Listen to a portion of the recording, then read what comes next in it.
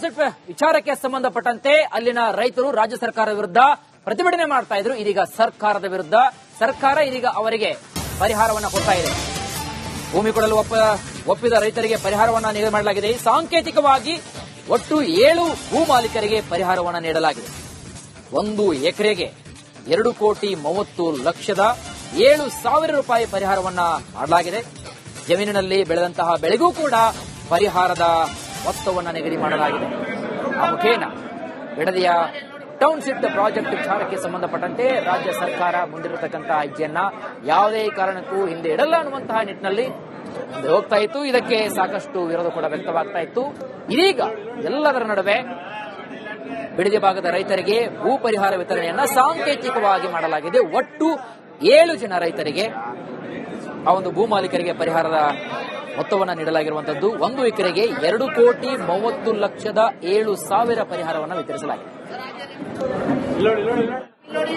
ಈ ಪ್ರಾಜೆಕ್ಟ್ ಅನ್ನ 2006ರಲ್ಲಿ ಸನ್ಮಾನ್ಯ ಕುಮಾರಸ್ವಾಮಿ ಅವರು ಮುಖ್ಯಮಂತ್ರಿ ಆದಾಗ ಇದನ್ನ ಇಲ್ಲಿ ಟೌನ್ಶಿಪ್ ಮಾಡಬೇಕು ಅಂತ ಹೇಳಿ ಅಕ್ವೈರ್ ಮಾಡಿರ್ತಕ್ಕಂಥದ್ದು. ಇದನ್ನ ರೆಡ್ ಝೋನ್ ಆಗೋಯ್ತು. ಅವಾಗಲೇ ರೆಡ್ ಝೋನ್ ಆಗೋಯ್ತು. ಅದು ಬಹಳ ವರ್ಷಗಳಿಂದ ಸುಮಾರು 25 ವರ್ಷಗಳ ಕಾಲ ರೆಡ್ ಝೋನ್ ಇಂದ ಅದನ್ನ ತೆಗಿಲಿಕ್ಕೆ ಯಾರ ಕಡೆ ಸಾಧ್ಯ ಆಗಲಿಲ್ಲ. ಯಾಕಂದ್ರೆ ಇವಾಗ ಅನೇಕ ಸರ್ಕಾರಗಳು ಬಂದು, ಕುಮಾರಸ್ವಾಮಿ ಆದ್ಮೇಲೆ ಬಿಜೆಪಿ ಸರ್ಕಾರ ಬಂತು, ಯಡಿಯೂರಪ್ಪನವರ ನೇತೃತ್ವದ ಸರ್ಕಾರ ಇತ್ತು, ಅದ ನಂತರ ಸಿದ್ದರಾಮಣ್ಣವರ ಸರ್ಕಾರ ಬಂತು 2013ರಲ್ಲಿ. ಅದರ ನಂತರ ಮತ್ತೆ 2018ರಲ್ಲಿ ಕುಮಾರಸ್ವಾಮಿ ಅವರೇ ಮುಖ್ಯಮಂತ್ರಿ ಆದರು.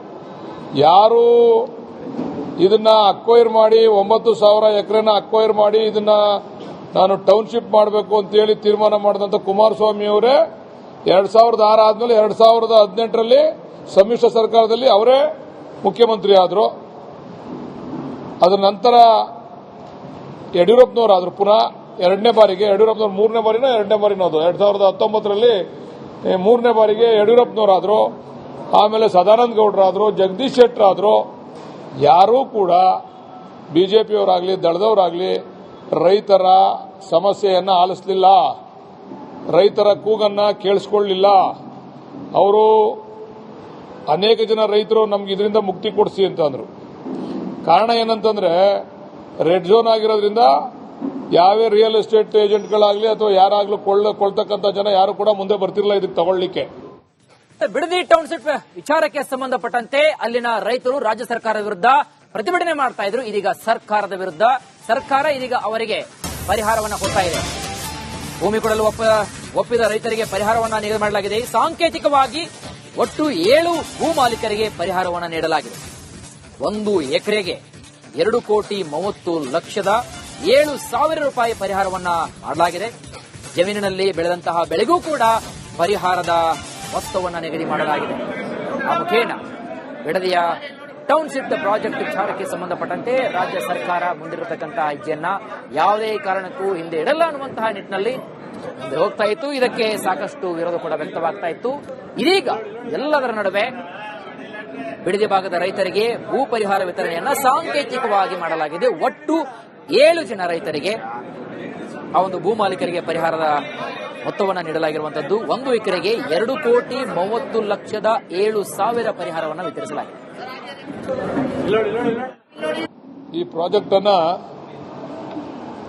2006ರಲ್ಲಿ ಸನ್ಮಾನ್ಯ ಕುಮಾರಸ್ವಾಮಿ ಅವರು ಮುಖ್ಯಮಂತ್ರಿ ಆದಾಗ ಇದನ್ನ ಇಲ್ಲಿ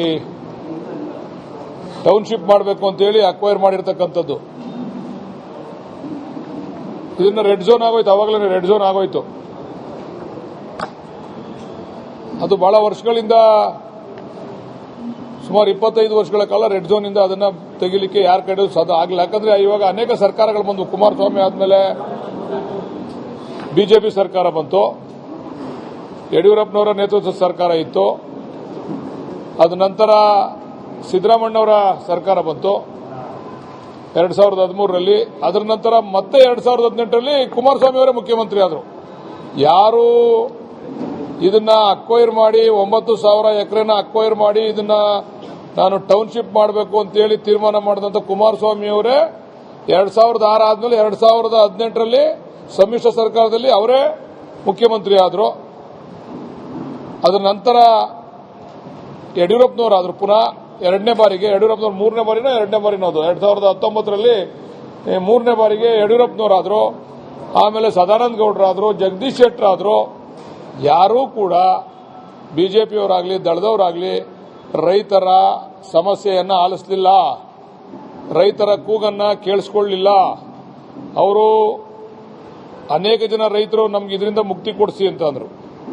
ಕಾರಣ ಏನಂತಂದ್ರೆ ರೆಡ್ ಝೋನ್ ಆಗಿರೋದ್ರಿಂದ ಯಾವೇ ರಿಯಲ್ ಎಸ್ಟೇಟ್ ಏಜೆಂಟ್ಗಳಾಗಲಿ ಅಥವಾ ಯಾರಾಗಲೂ ಕೊಳ್ತಕ್ಕಂಥ ಜನ ಯಾರು ಕೂಡ ಮುಂದೆ ಬರ್ತಿರಲಿಲ್ಲ ಇದಕ್ಕೆ ತಗೊಳ್ಳಿಕ್ಕೆ.